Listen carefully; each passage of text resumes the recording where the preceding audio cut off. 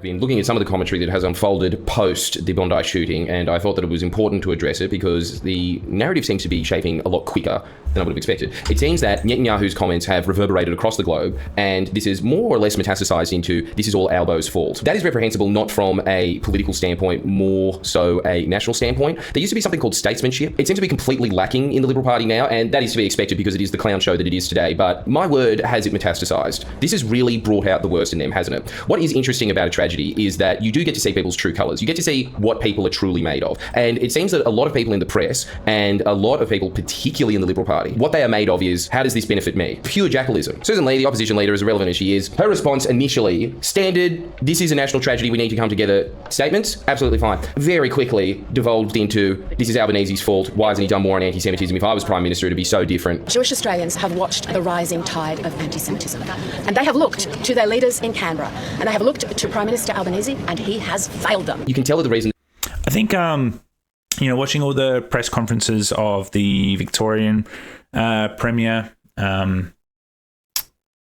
what's his name, like Chris Mills or something, what he's doing really, really well, I don't know if people are for him or against him or, whatever, but like what I think he's doing really, really well is he's putting in a lot of he's prefacing a lot of what he's saying, and he is like reaffirming that the positions that they're doing and like the laws that they're going through with are all bipartisan support. And like both the opposition and the state government are working together, that they're not playing politics. They're strictly going for the safety of the community, and their number one goal is is that safety. I think they're doing it really, really well, and I think Susan Ley has an opportunity here to basically speak into that instead of just attacking Albanese on it. Even if people agree with Albanese or not, this shouldn't be about politics. It should be about a safety concern. I think the people, like the Australians, have a position to say if they want to be angry at the state government or the federal government. I think the people can do that, but I don't think the politicians should be. Not at this stage. I think they should 100% just be focused on talking about bipartisan support laws to strengthen security and provide protection. That's how I feel, and I think that the state's doing it very well, but federally it's not really happening, and it just feels icky, and I think that's what he's sort of touching on here. That she is doing that, obviously, is because she got pressure from the Liberal Party to start making those statements, and she's just trying to keep her job, which we all know is terminal anyway and probably won't survive that long into next year. So what is the point of it at the end? It's purely, how can I use this tragedy for electioneering purposes? This is exactly the same with Andrew Hastie's comments, which were as deplorable and dumb as you could imagine. It's exactly the same with John Howard's response, which I was particularly shocked by, because I've said a lot of things about John Howard in the past. One thing that I've always stood up for him with is he's always been a bit classy in these moments. He's been a bit elegant. He's had that statesmanship that we're talking about. Really, the only one that I've seen it out of any of them is Malcolm Turnbull, who went one step further and rejected Netanyahu's statements and said, stay out of this. This is a national tragedy. Yeah, I actually 100% agree with that. I've seen a fair bit coming from Turnbull in the support of, Anthony Albanese, and I think he's kind of gone the same sort of talking point. Like this should all be about the safety, and it shouldn't be about trying to score points and trying to have cheap shots and stuff like that. Like it should 100% be about the safety. And I think the state's doing that well, and I think we should be looking to our politicians for leadership in that sort of sense as well. Tragedy. That was commendable. But then you had, obviously, the worst of the worst. This honestly has to be the most opportunistic act I've ever seen in Australian politics. Let me know if you've seen anything that tops this. Scott Morrison had his moments, but my word, Josh Frydenberg coming out and openly, not even hiding it, using this as the opportunity to launch his dead political career. He wants to revitalise his dead political career. The bodies are still warm. I know that this is just a phrase in this day and age, but have you no shame at all? That was low. Going back to John Howard though, John Howard's response pretty much encapsulated what they're all getting at. The big critique is nothing was done on anti-Semitism. You will hear this relentlessly from the press, from social media commentators, all throughout the Liberal Party. I'm not going to give out a specific example because, frankly, it is every example. Take your pick of any news media outlet in the country. It is, why didn't Albanese do anything? He did nothing. All of these Liberal politicians coming out and saying, the Albanese government has done absolutely nothing about anti-Semitism. Well, there's a little thing called the public record. There's a little thing called things that have been legislated in Parliament. There's a little thing called facts. Let's look at those, shall we? These are all of the measures that the Albanese government has taken re-anti-Semitism. I've written them down. Appointed a special envoy to combat anti-Semitism. That's off the mark, something that everyone in the country knows. Established Special Operation Avalite to investigate anti-Semitic threats and attacks. So there is a specific police unit whose job is to combat anti-Semitism. Didn't you see numerous politicians say, why hasn't he done anything about the rising Nazism in this country? They banned Nazi salutes and symbols. Introduced legislation that criminalised hate speech, gave $32 million to synagogues to increase security, upgraded Holocaust education facilities nationwide, improved information sharing between state and federal. Okay, he's actually doing a pretty good job of listing these off back to back, because it is true. There has actually been a lot done since Albanese has came into office, but they're just not sweet and sexy. You know what I mean? Like that's the it's probably the cold hard truth. And once an event happens, that's when people begin to start rattling the cage. Like the one interesting thing that I've learned in looking into all of this is learning that ISIS, like I think it was like 2017 or 2019, which is when ISIS begin to basically dissolve as more of like a centralized in the Middle East, is that they've gone now into like more of this ISIS influenced lone actors, which it means that there can be actors in all different parts of the country, and then they can basically commit like an attack, and then they'll claim it as ISIS. So like what this means is that there's a lot of dormant terrorists in all these different parts of the world, and they'll just commit terrorist attacks, and then they'll claim it as ISIS. So like when things are more of this dormant, they are much harder to find, they are much harder to pick up, and obviously sometimes it's a little too late. And you can put the stress on ASIO as much as you want, you can put as much stress on the government as you want, but you can't, like when we look at how do we identify these people, the same three categories as I brought before. Like this isn't official, but this is kind of like the way that they go through it is they look for people, they flag them, are they do they have any certain behaviors? If they do, well, then they go up a category, then they become monitored. And then once they actually show an intent to actually do something, then they become a threat. And then once they become a threat, they are monitored, and then they begin to do like more that they refer out to the AFP and the state police, and then they basically do like another level of like issuing warrants and basically further investigation. But they still need, at the end of the day, they still need like a time, a location, and a declared plan to attack before they can actually go in and do something officially. And they're all the steps that they have to take. And you can't just go like, oh yeah, we're going to bring in all these anti-Semitism and stuff, and then it's all going to disappear. It's after the October 7 stuff that went on in Gaza, all of this has sort of ignited and it has exploded, and these sort of things are happening all around the world, and ISIS is taking ownership of them. And these aren't just easy things to be able to pick up. And I think it's all about how Australia responds and the things that we are doing. And I know people are going to say, then why are they increasing the gun laws or like changing the gun laws and stuff like that? Like Albanese introducing the buyback scheme, similar to like what Howard did back in 96 or whatever, 98. That's how the federal at a federal level they can bring this in, and then at the state level is actually bringing in the all the different gun laws and stuff like that. So like when we execute those gun laws and begin to do more checks, then it's possible that they're going to in link with what ASIO finds, some of these people could get found out. And I think this is a process. It's a huge shock, and I know people want like a lot of answers, and they deserve answers as well. And the government needs to show that it's acting, and I think they are. I think the state government and the federal government are showing that they're very, very serious. They're taking this very, very seriously. And I think it's just as the Australian people, I think we need to you're going to have half that are going to support it and half that are going to argue against it. I think so far the fact that this is the first time it's happened since the late 90s, and this is a ISIS inspired attack. Compared to the rest of the world, we have done pretty well. And I think Friendly Geordie here is, basically picking, saying that the Labor government has done quite a lot in terms of anti-Semitism and trying to, tackle these issues quite a bit. And I think he's doing a pretty good job at it so far. Police to prevent anti-Semitic attacks. It is indisputable that the Albanese government has done more than any government in Australian history to combat anti-Semitism. Now, do I think that all of those measures were necessary? No. I am on record being very critical of these measures in part. I think as well, like after October 7, the whole Gaza thing, I think anti-Semitism, around the world kind of took a huge spike. So, of course, I think it is the Labor government just inherently going to have, more more important to anti-Semitism, because prior to that, there wasn't too much in Australia. I mean, there was some, but you can see the records that anti-Semitism did have a huge spike. So I think that's just kind of expected almost.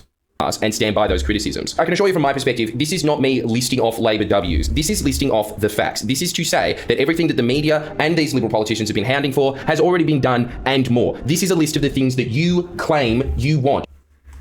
Appoint a special envoy to combat anti-Semitism, establish special operation Avalite, ban Nazi salutes and symbols. And I think even like the state government now, New South Wales, if I heard correctly, are now putting other sort of things on the list, like the ISIS flag and things like that, as if you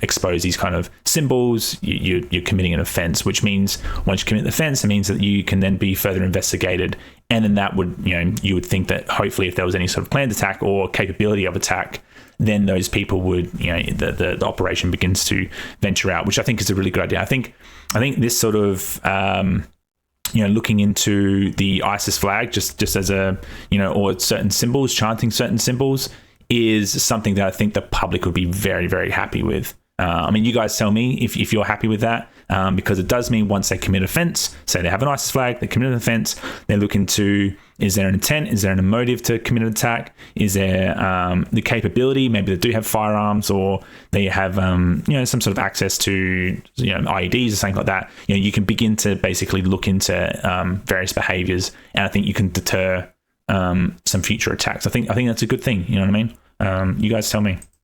If you were articulate and concerned enough about public well-being that you actually had any formative ideas in your head other than saying he has done nothing on anti-Semitism. If you were looking at concrete actions, what more could have been done? Seriously. Because all I've heard pretty much was encapsulated by John Howard saying, when you say that you're against anti-Semitism, you've got to say it with feeling. It's got to come from the heart. And I'm afraid on this issue, that's what the Prime Minister did. Now, I'm not going to malign his character and everything on, but he's let the Jewish community down on this simply by not enthusiastically and energetically denouncing anti-Semitism. This seems to be what they are running with. He didn't mean it.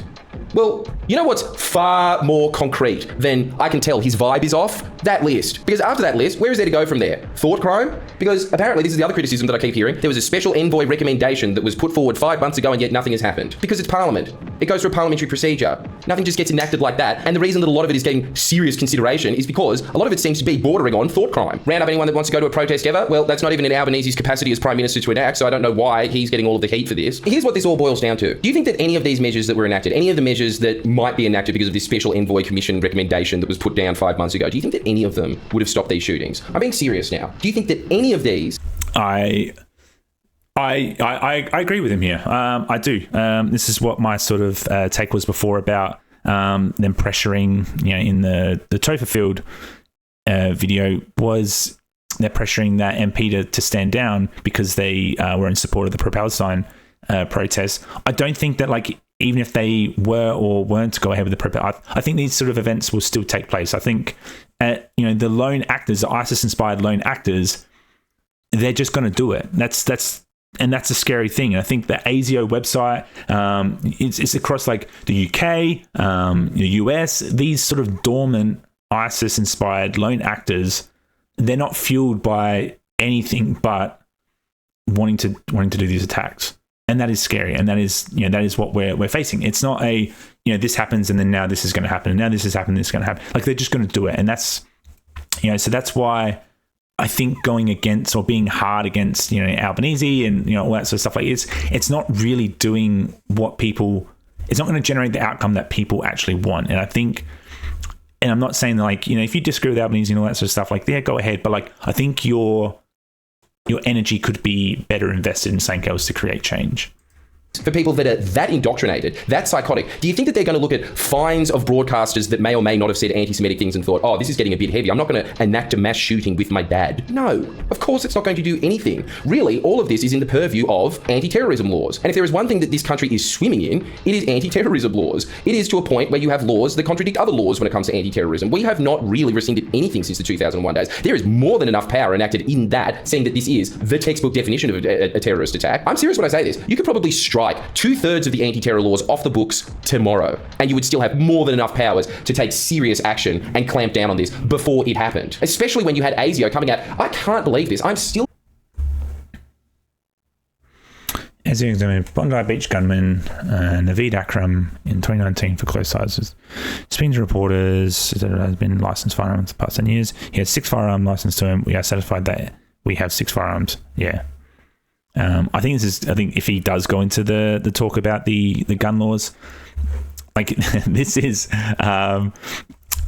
whose video was it? I watched a video just the other day just about like the types of shotguns that you can get, and it's pretty much just like bang, bang, bang, bang, bang. And it's just like the way that the gun laws are is they'll ban a gun because, you know, it's more like semi-automatic, but then the gun makers come back and then they basically change it such that, you know, people can do something similar and stuff. Like, I'm not a huge gun guy, so like I don't know, anyone can help me out there, but there's always been this back and forth between, you know, Australia banning these guns, and then the gun manufacturers end up just changing it a little bit. So that way it goes from like a category D, which is a ban, to then a category A. And then in the category A, like basically anyone can get, and you don't have to have like a specific license or, you know, a purpose for it or something like that. And after hearing all that, and it was actually in between the shift of the rifle that the gunman was using used to be banned, but then the gun manufacturers did some sort of things and you could get it again. And it was like in between one of these shifts when the gunman actually got that type of gun,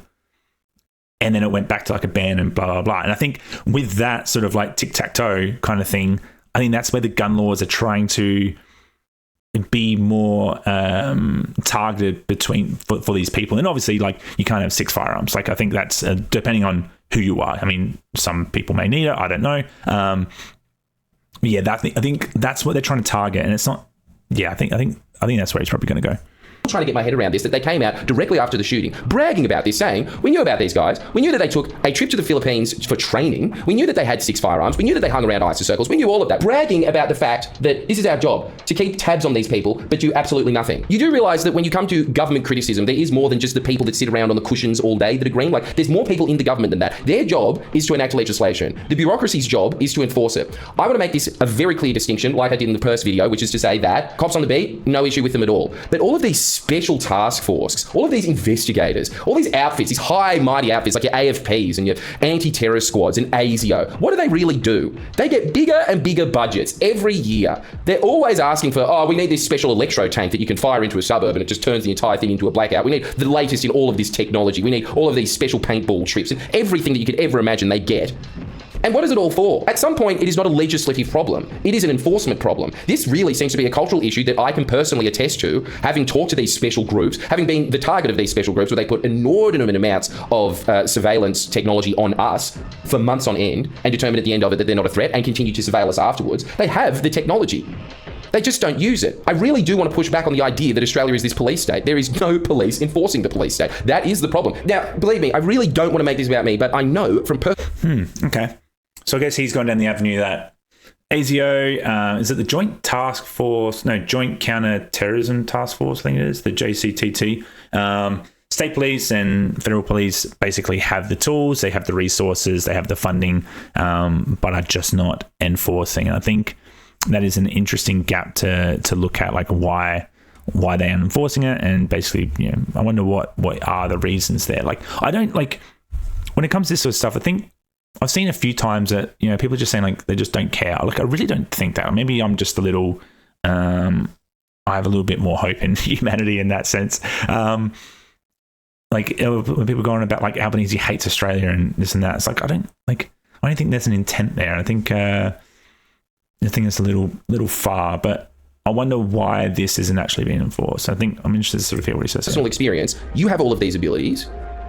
Where were you? Why are they getting absolutely no criticism at all when the people whose job it is to legislate all of this stuff have over-legislated, giving you every power imaginable, but it's their fault somehow? This is complete politicization. And it's really sick, especially because this didn't always used to be the case. You could not imagine this being the response from any of the major parties in the 70s, 80s, 90s. It's a new phenomenon. It is a new, something happened in the world. How do I make myself an influencer and get clicks off of this? This is the mind frame that they are looking this through. And I can tell you that it is asymmetrical. This is not reciprocal from Labor. We will go back to when there was the Black Summer bushfires. You had every legitimate opportunity to kick Scott Morrison. He actually did abandon his post. We all saw it. It's again the point that I was saying at the beginning of this. You can tell what someone is on the inside from a crisis, like what really is making them tick. And when it came to Scott Morrison, it's holidays. That's what basically the reason that he got a job in the public service is because he's got good holidays. So he went off over there. Anthony Albanese had every opportunity as opposition leader to behave in the same really low, cheap, tawdry way that the Liberals are acting right now. Show me when he did.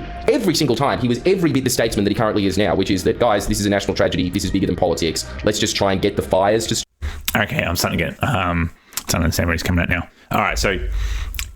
He's saying, okay, we should be directing our attention onto, the enforcement, which is going to be your police, rather than basically trying to attack Albo in the Labor government. That's what I'm getting now. And I think there's a lot of warrant there. Like you have, your legislative, you've got your enforcement, you've also got your state government and things like that. I think legislative wise, everything's there, the funding's there, all that sort of stuff. It's now about the execution and enforcing and being able to stop these from taking place. I agree with that 100%, and I think what he's touching on here about the narrative is 100% correct.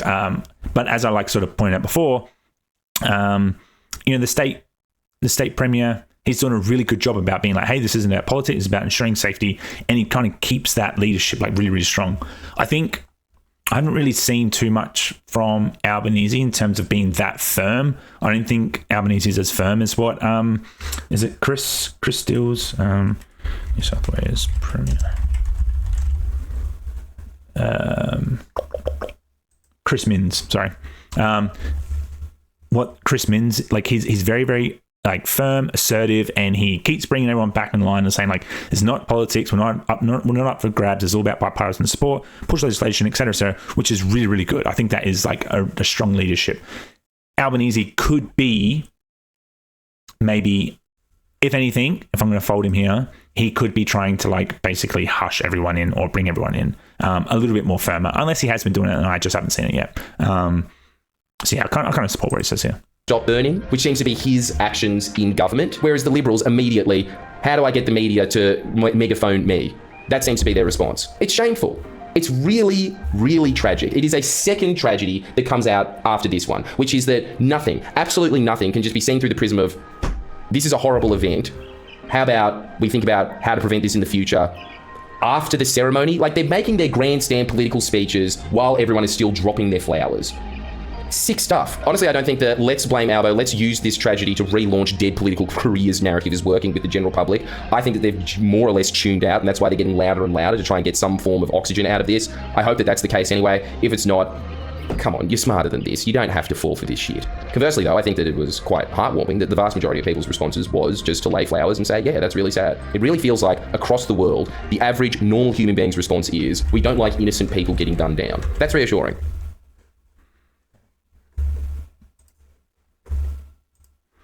Alrighty.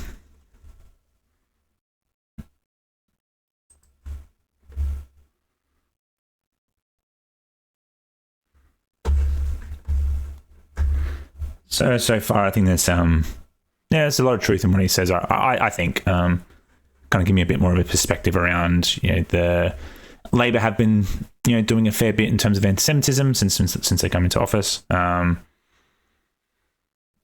It is, maybe is it more about a enforcement problem? Is it more, is it really a government issue, or is it an enforcement issue? Let's sort of see here. Let's do a quick little Google search of something, maybe when ASIO flag an individual as a threat, who enforces any action. I'm actually interested to sort of, when ASIO flags an individual as a threat, it is other government agencies, primarily law enforcement bodies like the AFP, that enforce the action. ASIO is an intelligence gathering agency. It does not have independent laws and enforcement powers, such as the power to arrest or charge people. Okay, so I think this is going back to what I was saying before about, ASIO can flag someone, but they can't necessarily, they won't pass on that information as actionable until they've declared them as a threat.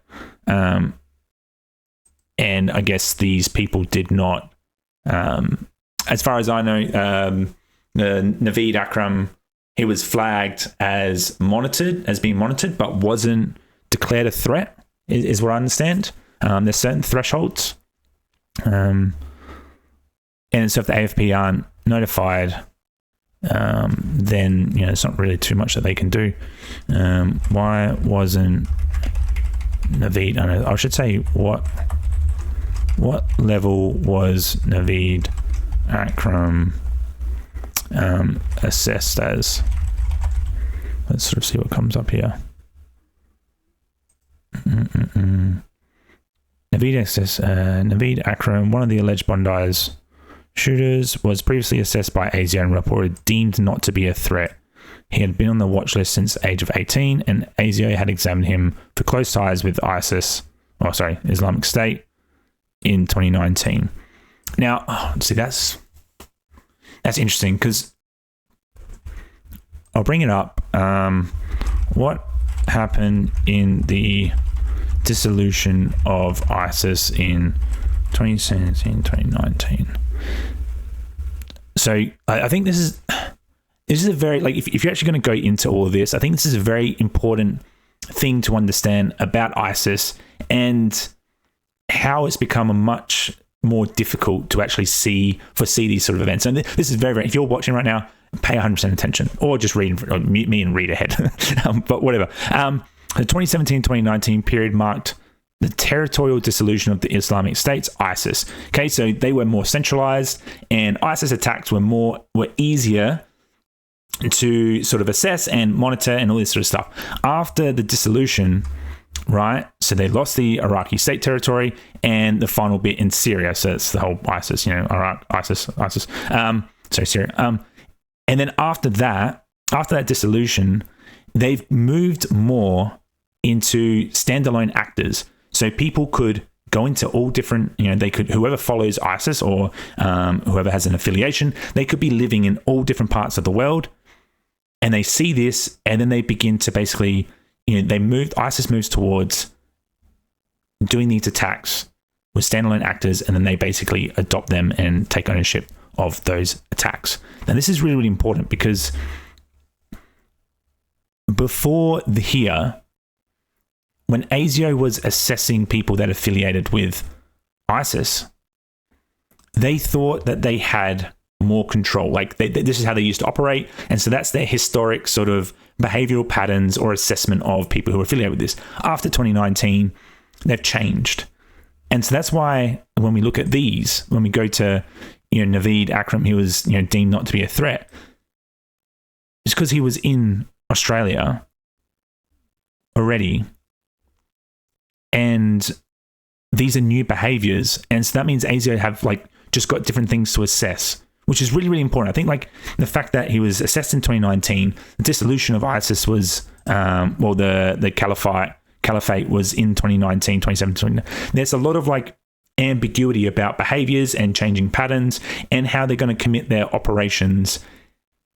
And I think the fact that the 2019, it all sort of begins to line up. So it's one of these real weird passings where, in 2019 he was, his close ties to 2019, but back then they didn't used to do these sort of things in Australia. So perhaps that's where he didn't quite meet the threshold of further monitoring, advising the AFP, and doing, even deeper, maybe warrants or maybe closer sort of surveillance and those sort of things. But even then, 6 years after is when something happened. So these are these dormant kind of people that could literally, they're going to go under the radar up until pretty much they probably do the attack. Has led to calls investigating ASIO's procedures and how the threat was assessed. As they reported that his father were driven by Islamic State ideology and may have undergone military-style training overseas. But you're not going to understand these things until they meet that threshold. If they don't meet the threshold for further investigation, those are the sort of things that have to change. So I guess the ASIO sort of part is what really needs heavy overhauling, I guess. But very, very interesting that those dates do line up. If you ask me. It's interesting. All right, let's get into see what the West report. Terrorism attack on Australian soil. This week began with the worst terrorism attack on Australian soil on Sunday night. This was the worst massacre since Port Arthur in the 1990s. 15 people dead. plus one of the gunmen, and including a 10-year-old girl. The gunmen turned out to be Indian Australians linked to ISIS. But what a farce this week was. What a disgusting showcase of Australian politics. Usually we tend to be flippant with Scam of the Week, but this time there is no room for jokes.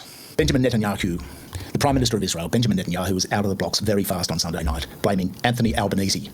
Even as the victims were still bleeding, Netanyahu, the genocidal maniac who's presided over the greatest killing of children and child amputees in history, bombed 7 or 8 countries in the past year alone. This guy is a monster, and here he is sermonising to Albo and saying it was Albanese's fault for not doing enough on anti-Semitism. An orgy of blame ensued in the usual places, mostly the Murdoch press, which led the way, finger-pointing, pointing the bone, targeting the Labor government, targeting Palestinian peace protesters marching on the Sydney Harbour Bridge, targeting Iran, targeting leftists, and of course Muslims, even though the hero of the day on Sunday night, who bravely stopped a terrorist, was a Muslim Australian. And the week ended, tragically as well, not just for the victims, who seem to be forgotten in this orgy of politicisation, but it ended with the state and federal governments delivering Netanyahu's wish list, impending laws to crack down on free speech and ban peaceful protest in Australia. Not just that, but the green light for Israeli ex-IDF soldiers to roam the Sydney streets doing security with the New South Wales Police.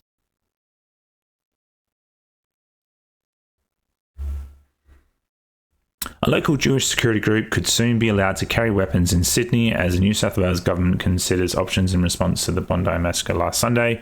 The New South Wales Premier Chris Minns was asked by Sky News reporter Sherry Markson on Tuesday if there's an argument for the Jewish security, the CSG community security group, to have weapons so they could respond to serious threats like this. To which Minns replied, "Yes, I do." Ooh. I don't know how you could spin that, but I think that's going to be, arming Jewish security group. Oh shit. My initial response, right? This is just my gut feeling, is I don't think that would look good. But I guess there's a difference between looking good and actually enforcing.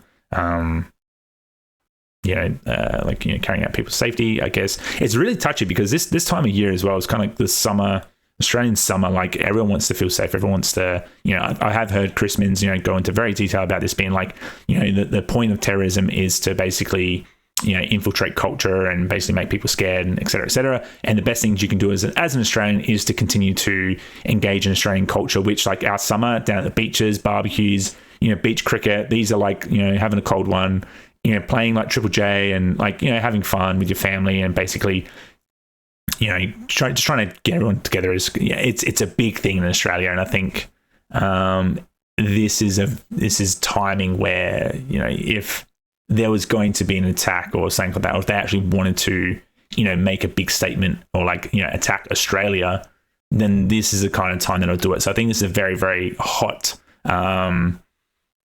it's a hot time to be worried, and I guess I just think arming Jewish security group, man, like I don't know I don't know yet. I'd have to look into that.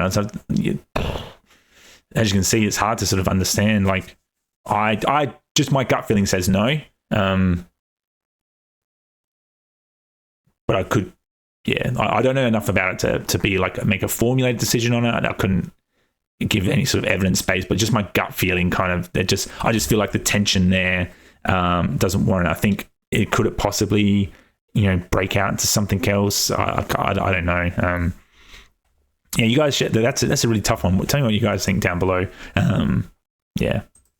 That's a CSG group, or Community Support Group, which is going to be stacked with ex-IDF soldiers. Check it out. This is another major infringement of Australia's sovereignty. None of this will honour the victims. None of it will heal. None of it will lead to social cohesion, which apparently is the aim of having anti-Semitism envoys and so forth. And the worst, of course, is that Gillian Siegel, the anti-Semitism envoy and Israel lobbyist, who's put forward a plan to tackle anti-Semitism. Albanese has said that he's going to implement her plan in full. This will have terrible consequences for Australia. The government's response in caving to the Israel lobby's demands will only exacerbate exacerbate the rise in anti-Semitism? We all know what the answer is. Drag Netanyahu before The Hague. There is no peace without justice. There has to be regime change in Israel. Now, in the immediate aftermath, the cries went up in the Murdoch media blaming the government and so on for the terrorism. Not the shooters. Equally, the government said Ray Hadley, a media personality, demanding to know, the media, why the Siegel plan had not been implemented, that the government had been sitting on it. Well, the government's been sitting on it for good reasons. And we are no flunkies for the government. We hop into Albo when he deserves it on serious, significant policy matters. But he is not to blame for the tragedy in Bondi. So the Siegel plan, essentially, you can check out our last video on this, or you can read it. We'll put up the link. Her plan seeks to outlaw criticism of Israel. That's right. Let's not get it mixed up here. Anti-Semitism is hatred of Jews. Anti-Zionism is criticism of Israel. Her plan conflates the two. Seeks to outlaw criticism of a foreign nation engaged in the world's worst war crimes, even at the moment, with this joke of a ceasefire. It was a done deal. They'd agreed to the Siegel recommendations by the end of the week. He said, Albo, that he's going to implement the plan in full, but his response did not include some of the more extreme measures, such as Siegel's demand that a specific minder or monitor be appointed for the ABC and for public broadcasters. We haven't seen anything on that yet, and we're going through it now, and you can check out the story on the website because there has been some overreaction to this. But the upshot is that a lot of it, the IRA definition of anti-Semitism, International Holocaust Remembrance definition, which outlaws criticism of Israel, of Netanyahu himself, this monster. 160 million was the other thing given to in money to fund Zionist news sites and for CSG and other things to Israel lobby groups. Now, mind you, there should be security measures for the Jewish community, and we can understand that many of Australia's Jewish community are feeling very unsafe at the moment. None of this will make them safer. The politicisation only inflames anti-Semitism. Now, interestingly, the CSG group, this private army of Israelis, as we recorded this, Premier Chris Minns, or Chris Mossad Minns, as we like to call him, is yet to respond to questions. Will these people, these security guards, which are going to be armed and roaming around Sydney, have they been serving with the IDF, slaughtering children in Gaza? Because Chris Sidoti, the guy who headed up the UN inquiry into the genocide, an Australian lawyer, our UN rep, he was... I could actually see this triggering the pro-Palestine protest, possibly. It's my sort of initial sort of thought. If they were IDF soldiers and if they were engaged with, everything that happened in Gaza since October 7, yeah, I could see that breaking out in a fair bit. Commissioner to the UN inquiry, he has clearly said that anybody who served in the IDF since October 2023 is a suspected war criminal. The Israeli army is the most moral army in the world. This is something that is said repeatedly by the current Prime Minister of Israel, Netanyahu. On one recent occasion, he walked it back a bit, and he said one of the most moral armies in the world. Now, I don't have the expertise and I don't have the authority to make assessments of morality.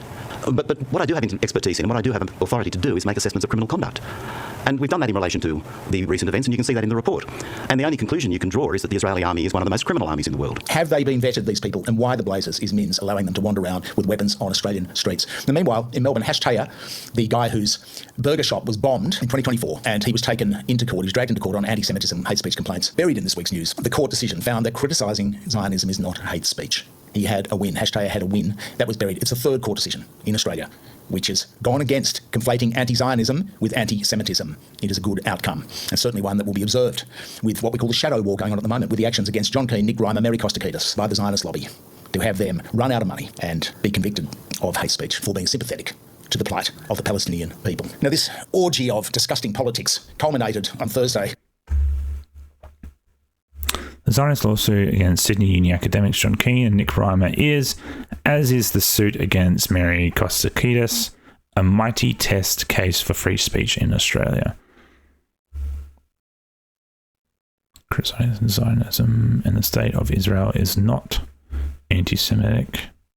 There's the guts of the defence in the case brought against the two Sydney University academics in the federal court, which kicks off Monday, 13th of October. Night on the ABC 7:30 report when Josh Frydenberg, the former Liberal Treasurer, who claims to have, who the press said had flown up to give an impromptu address to mourners at Bondi. How you can fly 1,000 miles to give an impromptu address is anybody's guess. The former Treasurer called on Prime Minister Anthony Albanese again to take on the hatred rising in Australia. I'm here to mourn, but I'm also here to warn. This was all too predictable. Ever since those hours after Hamas's horrific attack on October the 7th, we saw the heinous scenes on the steps of another national icon, the Sydney Opera House, with people celebrating that death and destruction. The graffiting of our schools, the harassment, the intimidation of Jewish students and staff on our university campuses, and of course the firebombing of our synagogues and daycare centres, and daily protests of hate in this, the lucky country, which is lucky no more. But he fronted the 7:30 report in front of Sarah Ferguson that night, and Ferguson was very good, and Frydenberg got very angry because the suggestion was, while Frydenberg squarely blamed the killings on Anthony Albanese, while he... Bondi Beach massacre latest. Frydenberg claims ABC host intense interview. Alleged gunman Akram hit with 59 charges. Sarah Feck, she always gets a bit of heat, I find. I've seen a fair few, and we've covered a fair few of her interviews, and I feel like, she always gets slammed for being too left, but I kind of feel like she actually does a really good job at digging into questions. And I've seen her do it with when we covered all the net zero stuff, she digs into Chris Bowen, she digged into Ted O'Brien at the time. She goes back and forth with everyone. I don't think she's pretty center, I think. I think how hard Josh Frydenberg's going on Albanese, I think that's just way too harsh. I didn't think Albanese, from everything I'm learning at the moment, it's not an Albanese thing. There's lots that they've done. It's a very, very difficult event to have actually, what's the word? It was probably going to happen regardless, just based on ISIS influence, lone actors and stuff like that. I think it was gonna happen. So I think kind of going down hard on Albanese, even though he is acting quite a lot. I think he's just trying to use this event as a way to get back into politics. Blamed Albo for this tragedy. He dodged questions on whether he was seeking to try to make a political comeback on the back of this tragedy. There's a lot of feeling. Exactly. Yeah, agree.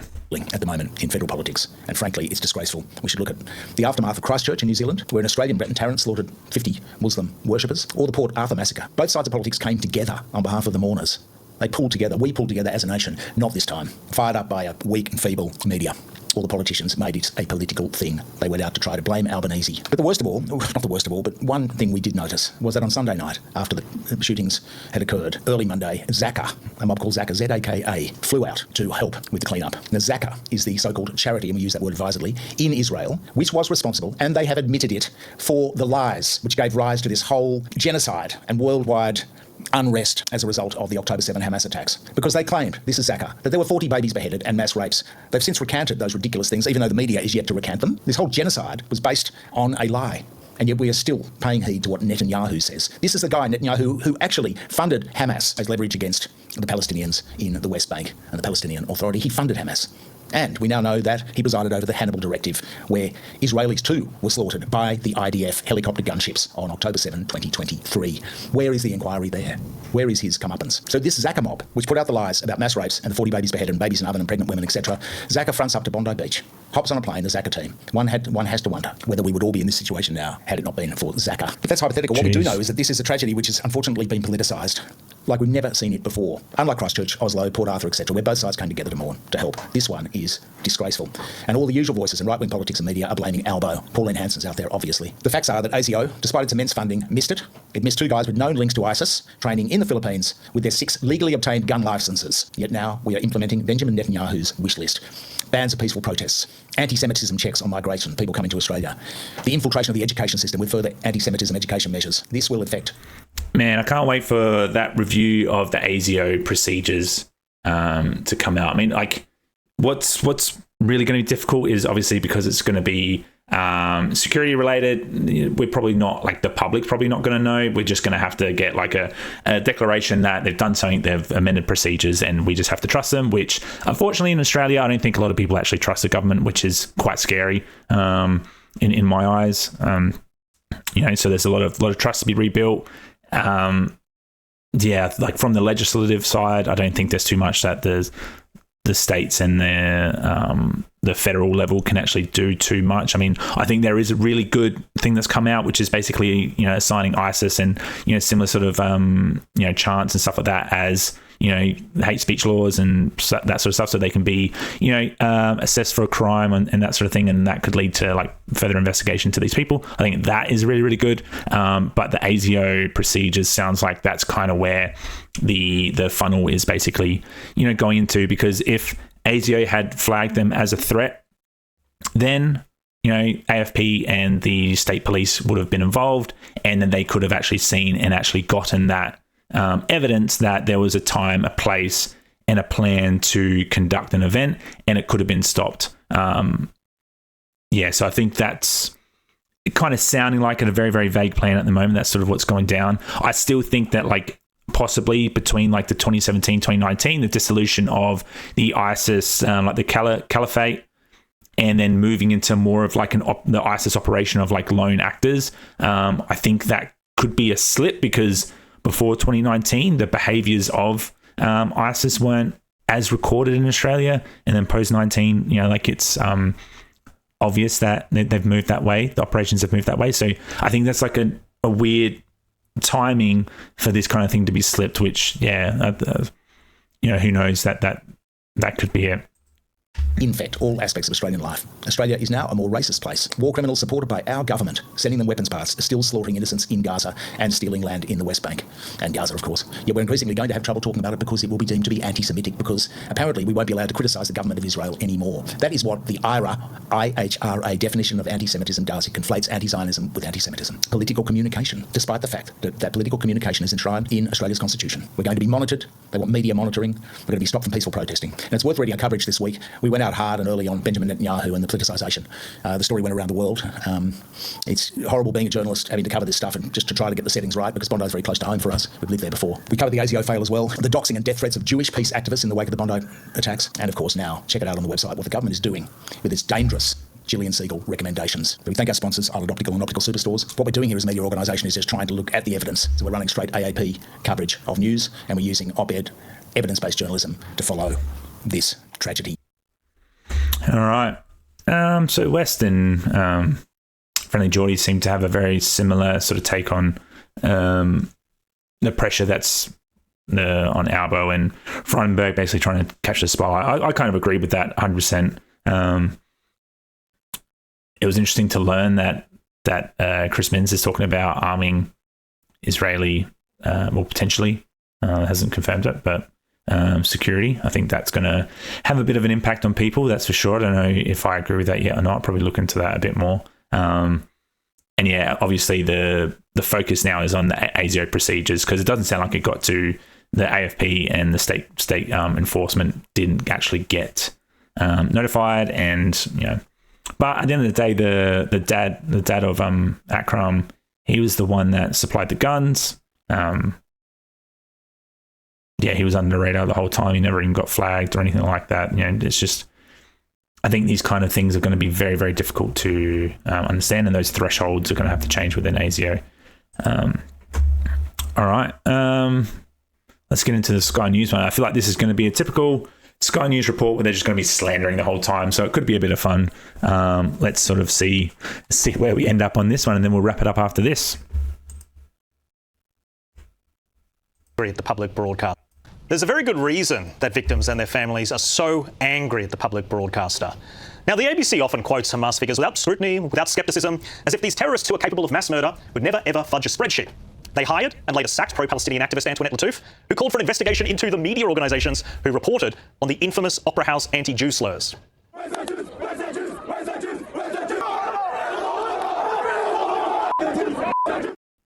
Let me repeat that. This person did an investigation with left-wing website Crikey, which asserted that the disturbing footage that you just saw outside the Opera House did not say, gas the Jews, because Lattouf thinks it's much better that they actually said, where are the Jews? As if calls to hunt down Jewish people in Sydney just days after October 7 is so much better. And then the ABC hired her and then got into trouble for illegally firing her after realising... I wonder if those sort of chants will in the future be, considered hate speech.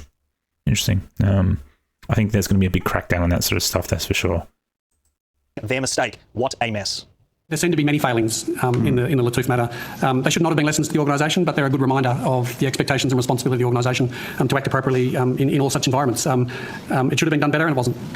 Has the ABC calculated what was the cost to the ABC, both internal cost and the use of external counsel and others regarding the matter? Our external costs to this point, of all of the components of that, I think are now more than $2.5 million. $2.5 million. And all this goes to culture at the ABC. It is a poorly run organisation with no standards or principles, no leadership, and most importantly, no accountability. Because if there was, then these comments by Laura Tingle would never have been published around the world. Got nothing to do with religion, and absolutely are radicalised. These were targeting Jews. It is anti-Semitic, but we are ascribing all sorts of things, right? Yeah, their actions are not based on their religion. That's, oh man, I could got into some pretty deep debate with people in the comment section and some posts, but the whole thing around the religion thing, I think what Laura Tingle is, that's a very short snippet as well. There's probably a lot of context in that as well. But, the whole ISIS thing, it isn't it isn't a religious. Like, I don't think we should be going hard on all Islamic Muslim religion. Like with a caveat, right?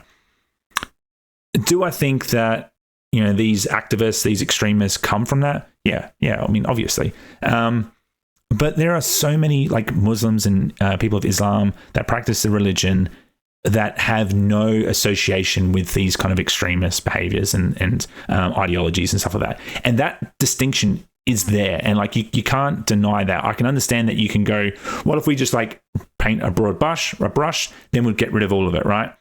That is true. But at the same time, the majority are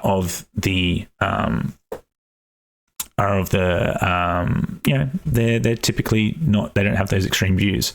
So it's these kind of like small cohort that we are targeting. And that's just super difficult to sort of manage. And I think Australia's reaction to a lot of this is what we have to, like what I'm scared of mostly for Australia is people going too far with assigning it to all of Islam. Because that, you're kind of just stepping into a lot of grey area. And I don't think when people say those sort of things, it's not like their fault, but I don't think they just 100% know that there is a difference or what that means when they say that. Because there's a lot of Muslims inside Australia that are just they're trying to separate themselves so far from that, but yet they're still being painted with the same brush. Like it's, and I don't want that to be an Australian thing, is basically what I'm trying to get at. And I don't want that. But hey, you know, it's just as strong as, you know, on the other side, they basically don't want any of them in there. So I can see it, but I think if we're just a little bit more careful and we just look into it a bit more, I think we can kind of see that we can do the thing where we target the extremists. That's for sure. That was the ABC's Global Affairs editor, Laura Tingle, on the ABC's flagship current affairs podcast, Politics Now. It was such a silly and reckless thing to do. The official charges, the allegations, which will be tested in court, completely disagree with that assertion. This is the official statement from the authorities. Police will allege in court the man engaged in conduct that caused death, serious injury, and endangered life to advance a religious cause and cause fear in the community. Early indications point to a terrorist attack inspired by ISIS, a listed terrorist organisation in Australia. Well, I wrote to... So ISIS, like, right? It's ISIS. That's where we stop. And if it is, like, you know, the investigation is still very much ongoing. There's still a lot to go through. But coming out with these, like, very, very strong assertions against a whole religion is, you know, it's not there yet. And it's very, very heavily linked with ISIS. And that's what we should be doing. And we should be all being on board with that. That's my take. Managing Director Hugh Marks and the news boss Justin Stevens and asked if they would remove Tingle's reckless and dangerous comments, which contradict the charges. And Hugh Marks was too cowardly to even respond to me. Instead, one of his media hacks, Sally Jackson, sent me this along a snarky on-background comment about how I am misunderstanding Laura Tingle's so-very intellectual argument. They wrote, Laura Tingle is a senior and highly experienced journalist whose role as the ABC's Global Affairs editor includes providing her assessment and analysis. The conversation on the podcast concerned terrorism and radicalisation, and the comment was about separating religion from radicalisation. That's what I just said. 100%. Okay. I am an expert journalist now. No, I'm joking. But no, that's how I interpret it, right? You guys, if you interpret differently, tell me why you agree with this guy below then. Like, because I just don't understand how people can go, you know, oh, it's all Islam, it's all Muslims, etc., etc. It's a religious thing. When, you know, they found the ISIS flag, we all know that ISIS is a terrorist organization. And the guy that tackled one of the shooters, he was Muslim. So like that just counter, you know what I mean? Like, I don't understand how that talking point, it weighs so strong. Yeah. Are you serious? Let's hear her comments again. Their actions are not based on their religion. She said it was nothing to do with religion. She was not making a nuanced argument about radicalisation. No. Saying it's not based on the religion, right? It's not based on it. She's not saying has nothing to do with it. Because ISIS is affiliated with the religion. Correct. Okay, so it's not that it has nothing to do with it. It's just that it wasn't based on it. Like, it's just little language sort of things. As a fact, it had nothing to do with religion. And at the same time, police are taking to court a case which specifically alleges the shooters wanted to advance a religious cause. The word religion was literally in their press release. And Hugh Marks stands by Tingle's comments. Think about that. If he won't sack her, the board should sack... It's 100%. Yeah, he's misinterpreting this so wrong. And, like, what's annoying is that there is like a serious thing going on right now, and this is what you're focused on. Like, all right, don't like this isn't the focus right now. It shouldn't be the focus right now. whether someone says that it is based on religion or it's not. Like, it's just, everyone should know that ISIS, it is, a religious sort of pushed extreme ideology, but typical kind of Muslims, just who want to separate from ISIS. There's many interpretations of the Quran. Like, it's the same as the Bible. There's different interpretations. There's always different, there's different interpretations of everything, right? Don't be so overgeneralized and then have these such strong beliefs on it all. Okay, you can do better.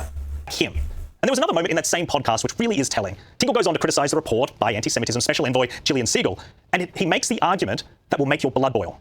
University's losing funding. The university's losing funding. PK, the ABC is losing funding. Now, I mean, the ABC is not perfect, but this was about just monitoring the public broadcasters and the idea that if they didn't meet the test, they could lose funding. And essentially, it seems like, and there was a lot of commentary at the time, that basically she had gone beyond the terms of reference, that she was basically setting herself up as a regulator, and that it would be her who decided whether the ABC or universities were not doing the right thing.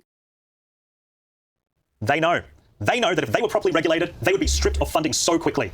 There's a reason why they campaign against the report. They call it problematic, and they actively resist pressuring the Labor government to not adopt the recommendations. Because if they are truly accountable for their bias at the ABC, they would be defunded by lunch.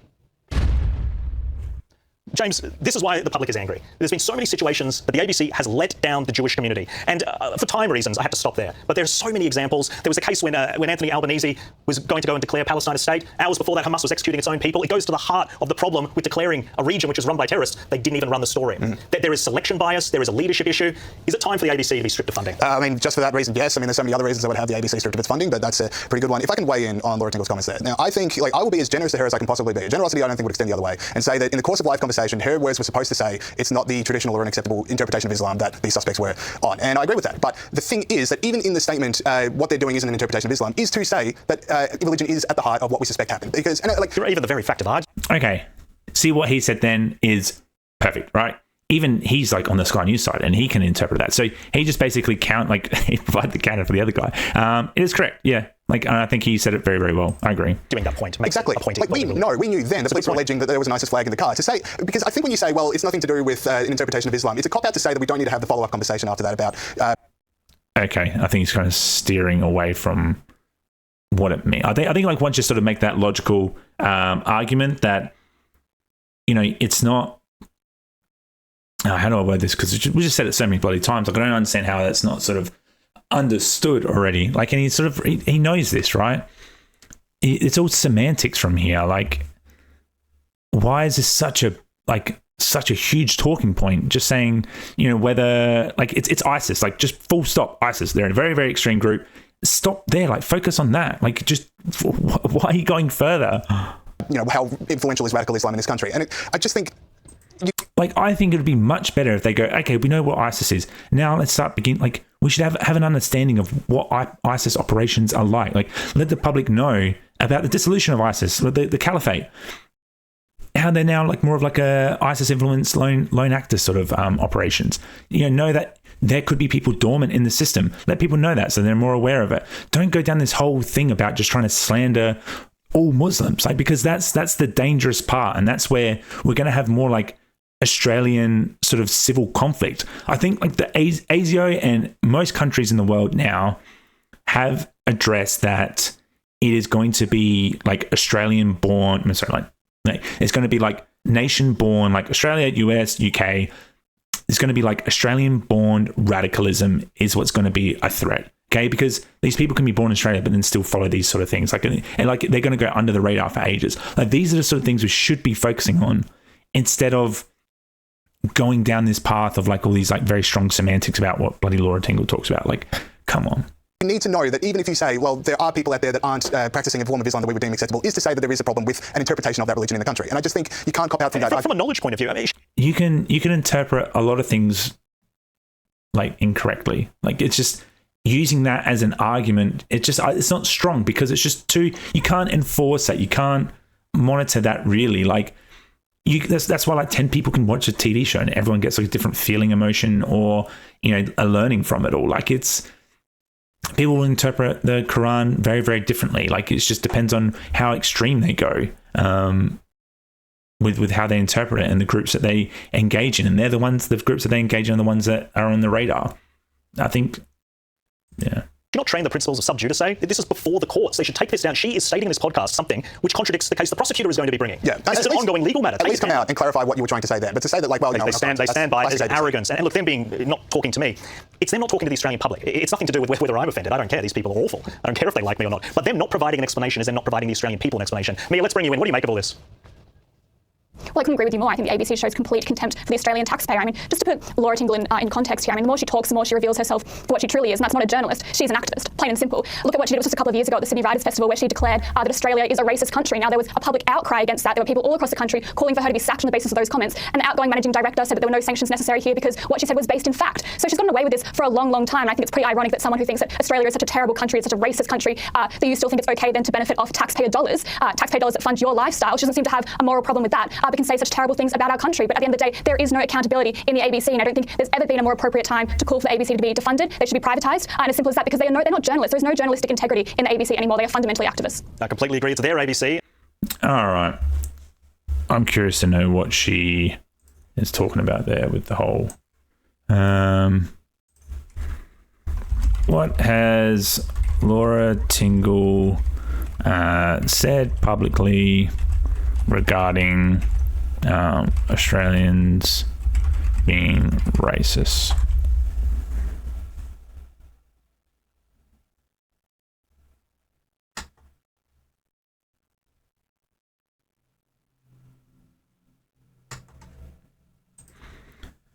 Okay, opinion. Is Australia a racist country? Who wrote this? No. Interview with over the weekend, Sydney Writers' Festival, high-profile political journalist Laura Tingle told the audience Australia is a racist country and always has been. It prompted widespread media coverage, criticism from coalition politicians and media commentators. But is it true? Australia fundamentally a racist country? We asked 5 experts, and here's what they have to say. Yes, I can rely on data to answer the question. The first Gary Yala report released in 2020 by Institute of Indigenous Education and Research and Diversity Council Australia was based on a survey of 1,000 Aboriginal and Torres Strait Islanders workers across Australia and about their experiences at work. The data in the report, and we repeat, the survey indicates that there is significant racism towards First Nation people. The survey found that 30% reported being treated unfairly. Okay, all right, so racist towards Indigenous Australia. So I think, like, when they pop off these kind of talking points, I think it's always a lot of context that's missing. I feel like they can just take these little things and they just explode them into... Because, like, Australians being racist towards Aboriginals or Indigenous has been, ever since, colonisation, right? It's been there towards the Indigenous, and, like, you can kind of, white settlers and et cetera, and that's how, like, Australian has, evolved, right? So you can, I think what I'm just going to, like, just before we go through this, I'm going to assume that's what she means. She's not talking about, like, racist towards other countries or racist towards, like, a particular type of like African Americans, or, like, when different races come to Australia, we are racist towards them, or we like to pigeonhole into people and then treat them all differently. I think this is, like, just talking about Australia and the development of Australia and how we became Australia. I think that's probably, and obviously, is that still apparent in Australia? I mean, like, I go to Northern Territory quite a lot, and I go down to Katherine quite a lot, where there's a lot of Indigenous Australians, and I can tell you right now, there's definitely, when it comes to speech and judgment, there is a lot of racism there, and that's just inherent, right? You can't shy away from that, and I think that's kind of where all this is going. It's not to be used in the same context regarding the Bondi shooting and stuff like that. Like, I think these are very, very separate sort of things. I don't know, you guys tell me if you think I'm wrong on that, but, like, that's where I'm going to assume is where it's going. Australia's colonial background has created a racist country through our institutions, systems, and policies. There's current evidence of racism in the housing sector. which was going to report students who were experiencing rental racism that refers to difficulties assessing housing or even people feeling pressure to change the way that they look or speak when they apply housing. Surveyed more than 200 people who were renters in the last 5 years about the experience being treated badly or unfairly because of their race, country of birth. Our yet to be published research found more than 80%. Okay, so of those 200 people, still a small sample of people, 80%. So that's 160 people, 160 of them. The most common experience was people witnessing someone being treated unfairly because of their race or ethnic background by the property manager. I wonder if that's, I'm going to assume that's probably mainly about, like, because I've got a property and, you know, your concerns are probably like smells, language. Do they actually understand the Australian system of how renting works?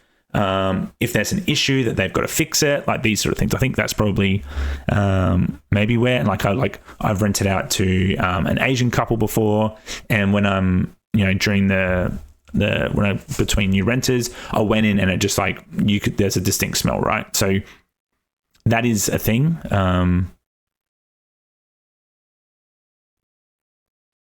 One person found that they had no response to applications once their race was known.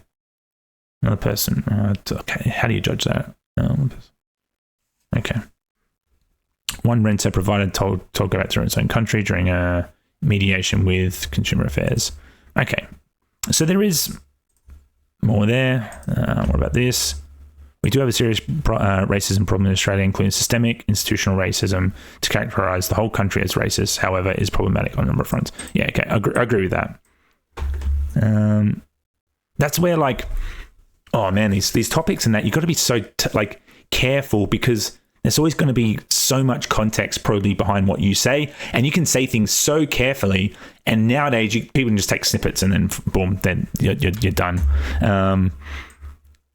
The characterization does not reflect the subtle and nuanced ways in which racism actually manifests. And yeah, because like there's systemic racism, which is, you know, embedded within our system, like in terms of like governance, could be like just workers and all that sort of things. Like within systems, you can have racism, which no one's actually personally committing any sort of racist act, but the fact that like how you do your process and procedures, it could actually inherently just basically divvy out racism. Same within institutions as well. So like no one's like, you could have like 100 people within a system, and like not one of those 100 people could actually be like, hey, you know, I have these sort of racist thoughts, or I think this of these people based on their race and blah, blah, blah. But like the process that they work within, or the system they work in, could actually like separate, okay, all the non-Australians over here and all the Australians over here, or, you know, skin color here, skin color here. Like it could just do that without anyone sort of doing, they're just following the processes, right? So there is a lot of that. I mean, there's a lack of nuance on the subject. Racism is very subtle, correct. It's very difficult to prosecute at times, but there is, and this is because there's deep enough terms of reforms. Okay. So I agree with that. I agree with like, yeah, this first statement here, 100%, to characterize the whole country. Again, like this is the same thing that they're advocating for, right? So they're trying to say like, if you're Muslim, then you're affiliated with ISIS, and it's like it's a religious, the ISIS thing is whole like it's based on religion. We should be like basically encapsulating it all. This is exactly the sort of same thing we're talking about the racism here as well, because she's referred out to the whole country as being racist, but it's not everyone. It's probably mostly in like systems, and yeah, so it's kind of like a catch-22 there. Yes, there is a serious form of anti-black racism. That's, yeah. I experienced it myself, but I've backed up with evidence. Okay, so it kind of sounds like what Laura Tingle was talking about, you know, to some extent was true, and there's a panel of 5 people that support that. But I think the context is missing there, and I think that's very, very important. But I don't think what Laura Tingle's racism comments is basically, I don't think it can be directly applied to what's going on here with the Bondi shooting. I think these are very, very different sort of arguments there. And they definitely know it. But now to our favourite interviewer, the ABC's Sarah Ferguson, who had this moment with former Liberal Treasurer Josh Frydenberg this week. How do we not see this through a political lens? I mean, the case that you're making, a personal case against the Prime Minister. I'm deeply offended by what you just said. I'm deeply offended. Explain that. And you know what? How? I think that's a pretty normal question. You know, let's not talk about. You could talk about the Bondi shooting and it not be political. 100%. You can be talking about the safety. You can be talking about, you know, a mountain of other things. You don't have to come out and do what Frydenberg did, which was like completely like slam Albanese and be like, oh, now I'm coming back into politics. Like, you don't. There's so much. Like, look at what Chris Minns has been doing. And I think that is a much better way of going about it, which is Chris Minns has come out and he said, we are not going to be talking about politics. We are talking about bipartisan support to change reforms, to change law, and to enforce safety, and et cetera, et cetera. Like, this is what we're going to do, and our priority is going to be safety. That's how you make it non-political. That's what this douchebag here could be doing, but instead he's coming out slamming Albo, saying it's all his fault, and then being like, oh yeah, also I'm running for politics again. Like, it's just, that's how you look sleazy. There was a man called Murray Watt who sits on the Labor front bench who tried to say that about a year ago. And then Labor ministers like Mike Kelly and others, hear me out, who came out and said exactly what I'm about to say, which is that is an insult. That is an insult to say that there's any political motivation in this. No, Sarah, the reality is this. I'm an Australian who has to have personal security because my life is endangered in this country. And I was the treasurer of this country. My children go to a school. Now, I should probably preface this now. I'm not saying that he's doing this intentionally, right? I'm not saying that he doesn't feel anything for the victims of the Bondi shooting or anything like that. I'm not saying that he's like some sort of like sociopath and he's like, oh, this is a good time to, you know, jump in here. I just think that that's what it looks like, and what he's doing right now isn't the right time. It could be, you know, maybe a month or like whatever, like, you know, once things change and that sort of thing. There is a time and place for it, but I don't think now is the time to do it. Where there are armed guards outside. When I visit a Jewish aged care centre, there are armed guards outside. When I send my kids to Jewish sporting clubs, there are police cars out there and police tape. How should we live with this? Why should we live with this? So if I'm not going to speak out, who is? If not now, when? If not me, who? Powerful retort. And Sarah Ferguson, a rare back down as well. I think to her credit, she did keep it civil after that. But the act of asking that question, you only ask that question if you're meeting his actions and his words with a degree of cynicism that a man, he's got tears in his eyes, he's giving his community is being gunned down. And so what if he wants to make a return to politics? It's not substantive to the point around his integrity or morality. Of course he wants to change the laws because he wants to keep his community safe. And then so to ask that, there is this implicit undertone that you're only making such a big... She's a reporter, though. She's a journalist. Of course she's going to ask those questions because that's what it looks like. Like, I don't understand. Like, they have the right to ask these questions, and you should be, like, in what world do you think that you can go out and basically say all those sort of things, and then most reporters and journalists will be like, hang on a second, we've got this major event where we should be focusing on, like, you know, like healing and taking action to blah, blah, blah. And then you've come out very strongly against the Prime Minister, and now you're saying that you're coming back into politics. Like, it's just, that's what it looks like. And a reporter is allowed to ask that because they're asking the questions that probably a majority of the people out there are curious about. Yeah, so I just, you know, if it was like a podcast, similar to like what happened with like Laura Tingle, if it was a podcast and they're saying these sort of things as a like saying, oh, well, I personally think that he is doing this, well, then yeah, then you could be offended and blah, blah, blah. But when it's like a journalist on an ABC interview where, you know, they are paid to basically ask the hard questions and to basically get an answer, you're subjected to that. And it's never really like the individual's kind of, like there's a personal level that they can take it to. But in that instance, I don't think Sarah Ferguson was doing anything of the sort. There's only so much theatre around what you're saying. You're overhyping it because you're trying to claim power.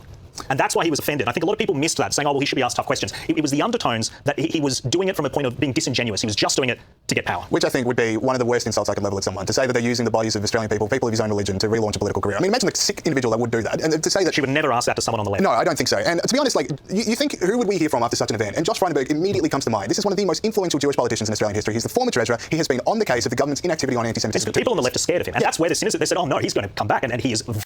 See, this is... You're doing the thing, right? You're doing the thing.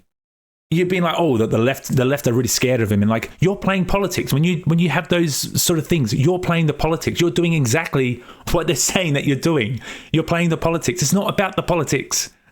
Like, God damn it! How can you not see that? That is exactly like, you know, starting to talk about the left and, you know, all that sort of stuff. That's where people are going to see it, and then they're going to assert, hey, okay, like you're just doing this because, you know, X, Y, Z. Like it's. very, very, very good. It was the least surprising thing that Josh Frydenberg would give an impassioned speech on Bondi, and good on him for doing so. I cannot believe the level of cynicism you need. But also, it's just, I get it's the industry we work in, I get the media sees the world in one way, but to watch Josh Frydenberg's speech, to watch his outpouring of grief and go, what does this mean for the future of the Liberal Party? How would this affect politics? I mean, go outside and touch grass. Like, this is an emotional moment, and we need to treat it as such. It's not a time for political scheming. Yeah, get out of Ultimo. Well, then you shouldn't slam the Albanese. Like, that's, like, without any of the facts. Like, there's no, like, the investigation, like, this is what I mean. Like, the investigation isn't even finished. Like, you could go out and do those sort of things once the investigation is complete. And if the investigation comes back and says, you know, oh, there's, you know, all these legislation, there's ASIO, there's AFP and the enforcement, and we actually found out that this is where the slip happened within ASIO, then that doesn't have anything to do. Like, wait until then. Like, that's what I'm talking about, like, the position to wait. Not just come and just straight, because that's what it looks like. There's just... take ownership, take accountability of that. I mean, like, people can be like, oh, okay, maybe I was a little quick to assume that, you know, this was, you know, sinister or blah, blah, blah. But, like, if you kind of, like, what you're doing is what you want ASIO to do, right? You want ASIO to look at people and go, okay, you're saying some things, doing some things and engaging some things that are a little sketchy, they're a little out of the norm, and this is what it looks like, so we're going to monitor you. Okay, we're not going to do anything yet, but we're just going to monitor you. That's, like, pretty much, like, if you apply that to, like, what Frydenberg, that's what, like, people are monitoring him, seeing what he says and blah, blah, blah, and then, like, saying, oh, hang on a second, like, the way that you're behaving kind of looks like this. It's like, it's, can you kind of see, like, the similar application there? Like, you're doing the thing that, and it's a little, yeah, like, it's a flag. Well said. Mia, your thoughts? Yeah, I couldn't agree more, and I think just to put this in context as well, this question was asked towards the end of the interview, and that's important because it almost implied that everything else Josh had already discussed at the start of the interview, you needed the viewer or the listener needed to kind of look at it with a politicised lens, which to me is just absolutely disgraceful, and this was the height of arrogance from Sarah Ferguson. She does this all the time to people in the centre-right, and she's very rarely held accountable for it, so I think good on Josh Frydenberg for actually standing up to her, because that's the only way to deal with a bully, and that's what she was doing in this interview, and I think it's a message that if anyone on the centre-right wants to waste their time going on the ABC, you have to be prepared to go there with a fight and actually hold them accountable. I could not believe that she would frame the interview with that question. I just think, you know, many times this week the left has been asked to reflect on itself and say maybe perhaps acknowledge where leftist extremism can lead, and I think this interview just shows that many on the left have no intention of doing so. This week began with the worst. All right, I'm going to wrap it up there. Oh, there's definitely, like, some things I'm going to take away from that. It's definitely the ASIO procedures. I think I want to look into the Julian that announcement, or that thing that was, you know, quote unquote not looked into. Now Albo's looking at implementing everything. Yeah, I'll probably watch West Report on that as well, just to sort of see what their perspective is on it. I'm surprised there was nothing really too much about the gun laws. No one sort of touched into that too much. I think the Frydenberg thing, yeah, I think that's just going to be a little sensitive topic. I mean, yeah, there's not really too much there, to be honest. It's just, that is just politics.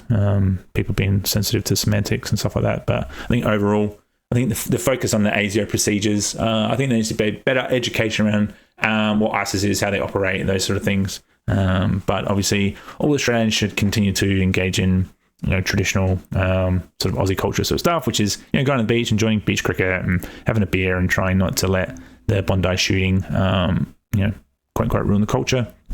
One thing, as always, like, the hateful speech towards all Muslims, I think that needs to be carefully sort of, you know, engaged with. I think, like, it should definitely just be very selective of ISIS and the Islam extremists and radical groups. Like ASIO and all these sort of, like, security agencies are all listing that it's, you know, Australian born, or all these sort of things are going to happen within the country now. Like, it's not the threat isn't outside, it's now inside, which is really scary. That's what they're focused on. Anyways, all right, so that's it for the stream. If you tuned in, thanks, and I'll see you on the next one.